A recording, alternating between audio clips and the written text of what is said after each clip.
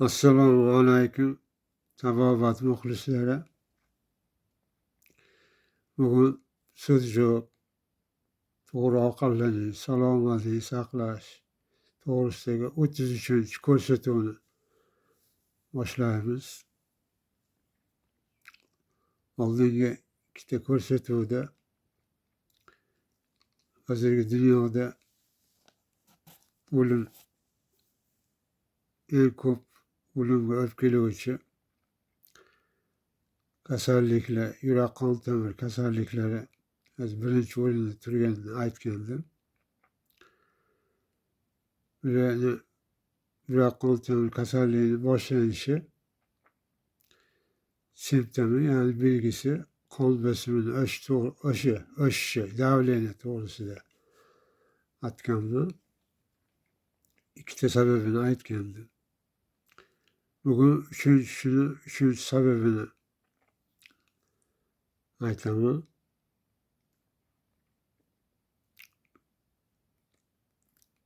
Mana shu ko'pchilik, ayniqsa O'rta Osiyo xalqlarida, ya'ni 5 ta respublika, O'zbekiston, Qirg'iziston, Qozog'iston, Turkmaniston, Tojikistonda bizda ovqatlanishga juda ko'p e'tibor beriladi, rujum qo'yiladi, xohlanadi. Shuni orqasidan ilgari ham ko'p aytganman, ko'p kasalliklar kelib chiqadi. Mana katta yoshdagi kishilar bilishadi, bundan 90-yildan boshlab birinchi mustaqil bo'lgandan keyin Respublika O'zbekiston ko'p joylar bankrot bo'ldi, ko'p joylar zavod fabrikalar to'xtab qoldi. Aloqalar 15 ta respublika aloqalar uzildi bir-birisidan.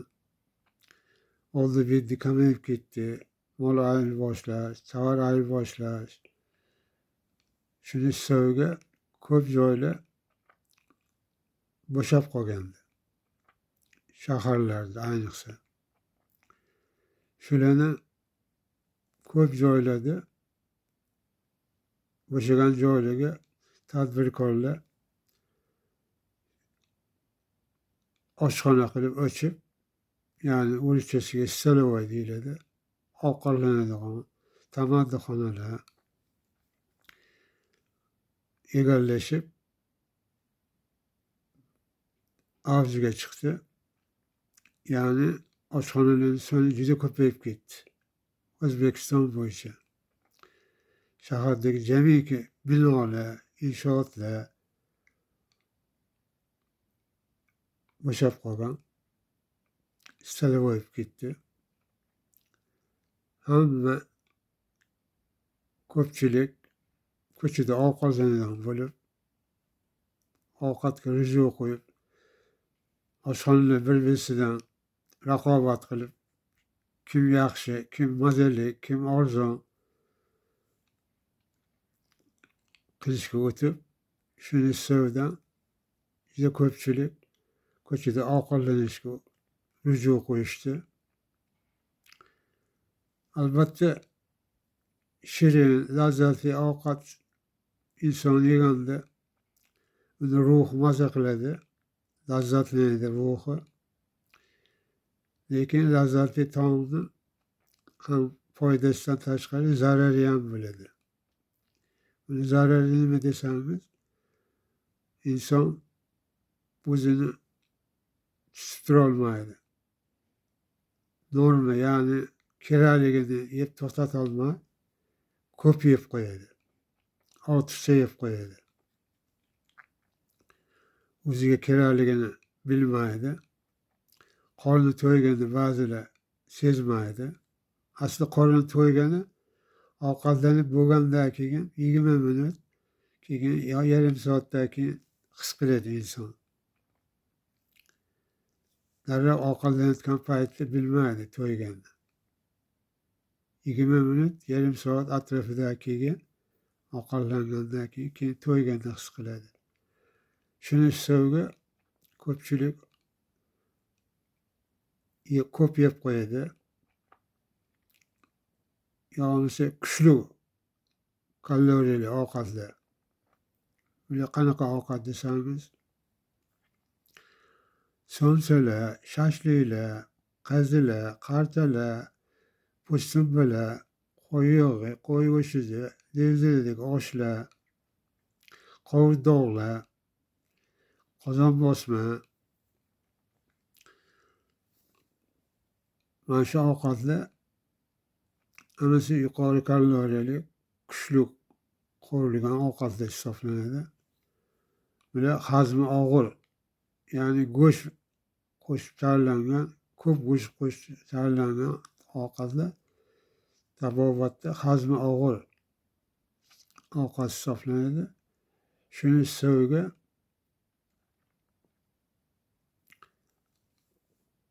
inson o'zi hazm qilib yuborolmaydi.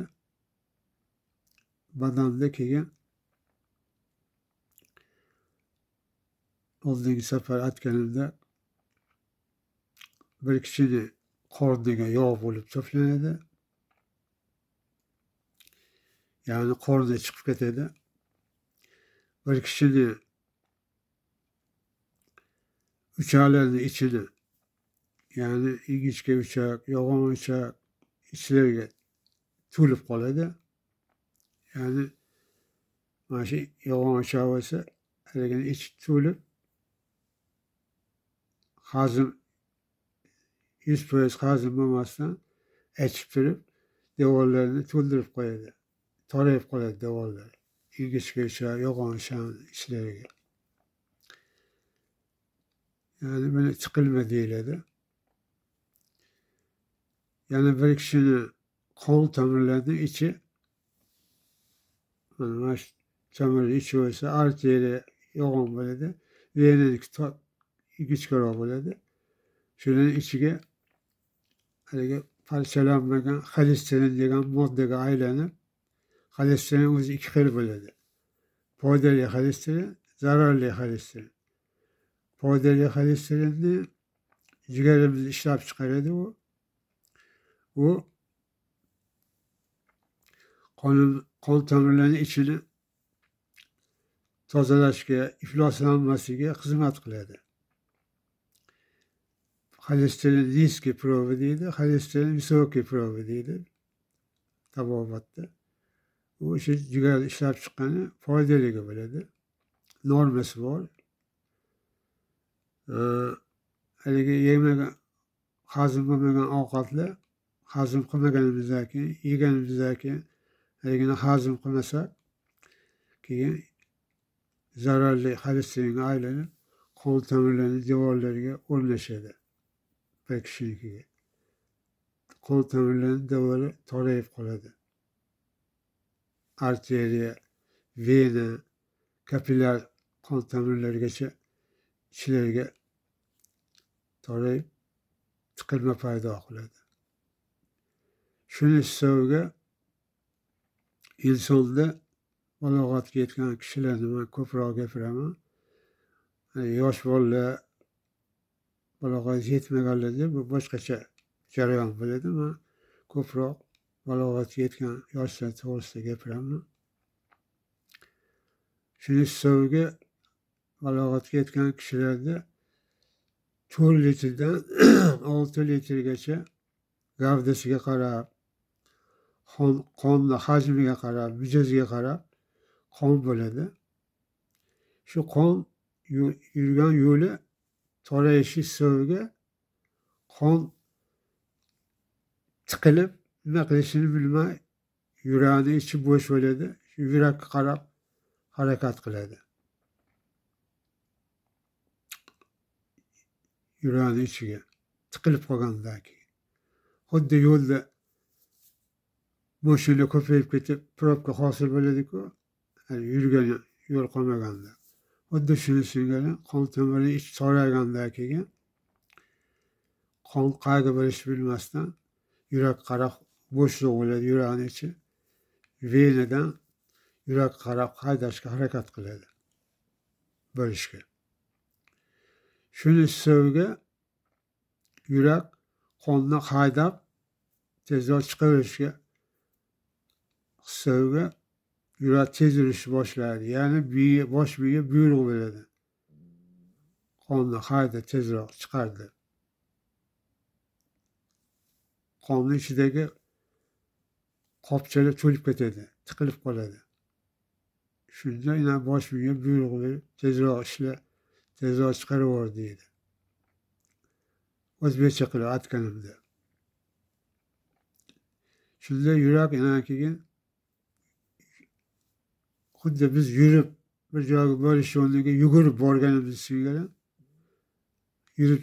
biz yurib doim piyoda yursak charchamaymiz. 10 soat, 12 soat yursak ham charchamaymiz. Chiniqqan kishilar ko'p ham yuradi. Endi yugursak biz charchab qolamiz. Xuddi yurak ham yurishi o'rniga endi yugurishni boshlaydi. Ya'ni 70 ta, 80 ta yurishi o'rniga 90 ta, 100 ta chiqishni boshlaydi. Shuni hisobiga keyin qon bosimini ko'tarishni boshlanadi. Ya'ni davleniya boshlanadi. Mana shu 3-chi sabab bo'ladi. 3-chi sabab. Ya'ni ovqatlanishni aralashtirib yeyishlik, ko'p yeyishlik, kaloriyasi kuchli yeyishlik, iflos qilib yeyishlik, harakat kamchiligidan bizni qon tomirlarimizni ichiga haligi tiqilmalar xolesteringa aylanib, devorlarga joylashib, tiqilib qolishi orqasidan qon yurakka majbur bo'lib bo'lishidan yuragimiz urishi ko'payadi.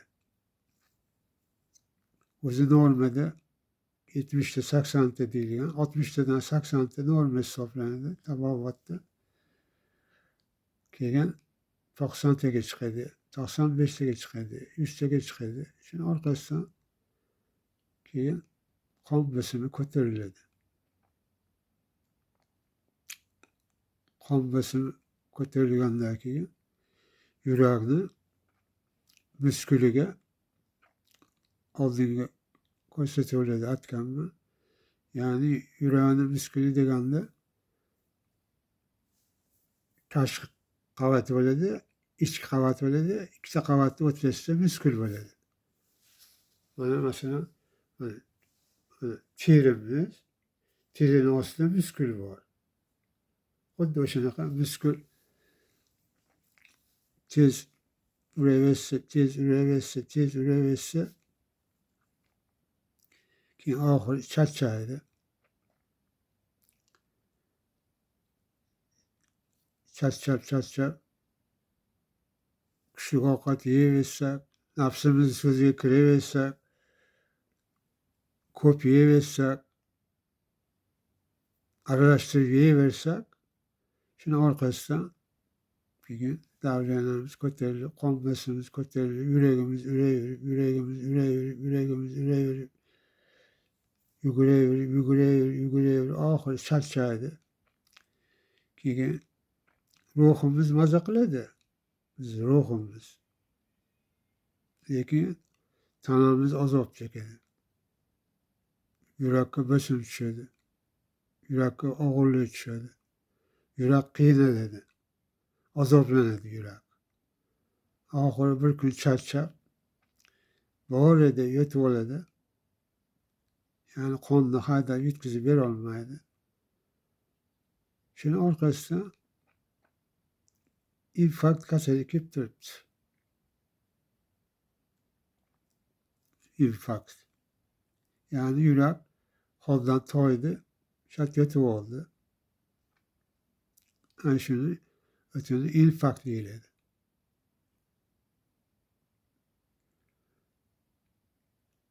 Kim sababchi bunga? Yani o'zimiz sababchimiz. Nafsimizga bir mush olmaganmiz. Nafsimiz so'ziga, baloyi nafs so'ziga kirganmiz. Ko'p yeganmiz. Kuchuk ovqat yeganmiz. Aralashtirib yeganmiz. Harakat qilib hazm qilmaganmiz. Kam harakatli qilganmiz. Erinchoqlik qilganmiz. Dangasalik qilganmiz. Shuni orqasidan oxiri infarktga sababchi bo'lyapmiz. Bunda faqat 100% o'zimiz aybdormiz. Boshqa hech kimning aybi yo'q kasallik bo'lishiga. Shu nafsga bir mushlaganimizda, o'zimizga kerakli miqdordagi yeganimizda, bir kun suyuq, bir kun quyuq, bir kun parhez ovqat, bir kun undoq, bir kun bundoq qilib aralashtirib, hadda ruhimizni xursand qilavermasdan o'zimizga kerakligini, o'zimizga mijozimiz ko'taradiganini, mavsumga mo'sini, hayotimiz uchun yetarli bo'lganini yeb yursak, shu kasallik qon tomirlarimizni hech toraymasdi. Qonlarimiz normada bo'ladi. Yuragimizdan yugurmasdan yuradi, piyada nagruska bo'lmasdi. Shu infarkt kasalligiga uchramasdik. Mana shu 3-chi sabab bo'ladi. Infarkt kasalligini keltirib chiqaradigan sabab. Bunaqa qilib mana senga hech qayerda hech kim tushuntirib bermaydi. Men ilgari ham aytganman sizlarga. Oziq-ovqat sanoati, meditsina, ya'ni tabobat, butun hozir dunyo bo'yicha biznesga o'tib ketgan. Ya'ni biznes degani tadbirkorlikka o'tib ketgan. Fikr xayoli foyda qilish, foyda topish bo'lib qolgan. Shuni hisobiga raqobat qilayotgan bir-birisi bilan. Qanaqa qilsam ko'proq foyda olaman, qanaqa qilsam ko'proq tovar sotaman, qanaqa qilsam ko'proq. Shunisi bundan tashqari farmakologiya deydi, ya'ni dori sanoati ham biznesga o'tib ketgan. Butun dunyo bo'yicha. Faqat O'zbekiston emas, O'rta Osiyo emas, dunyo bo'yicha o'zi hammasi biznesga o'tib ketgan. Shuni orqasidan mana nega gazli suvlar, rangli suvlar ichasiz, tarkibida yarim litr ichida 100 grammdan ortiq saxalin bor. Qand uni va suv ich. Oldingi ko'rsatuvda aytdim man. Suyuqlik.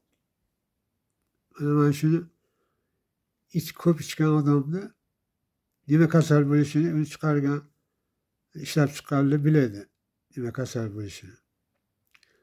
Keyin uni kasal bo'lgandan keyin dorisini orqasidan sotib oldi, pulini oladi, ichganlarni kasal qiladi, keyin orqasidan dorisini yuboradi.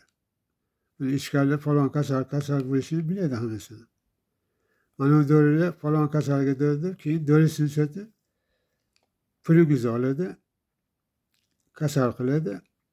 Keyin kasal bo'lganingizdan keyin falon aptekadan falon больница yaxshi deydi, o'sha yerga boring deydi.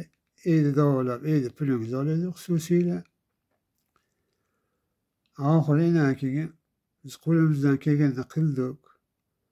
Bog'i endi Allohdan deb Allohga tuhmat qilib turishaveradi. Asli ayb 100% o'zimizda, bilimsizligimizda, ochopatligimizda, ruhimizni doimo xursand qilishimizda, johilligimizda. Ayb 100% o'zimizda. Shuning uchun men sizlarga shu gaplarni gapiryapman. Bilib bilmaganlar. Bilganlar amal qilinglar. Amal qilsanglar foyda ko'rasizlarki, ziyon ko'rmaysizlar. Men bu gaplarimni hech kim reklama qilmaydi. Reklama qilganlar ziyon topadi. Shuning uchun gapiryapman. Keyin ko'rsatuvda ko'rishguncha salomat bo'linglar.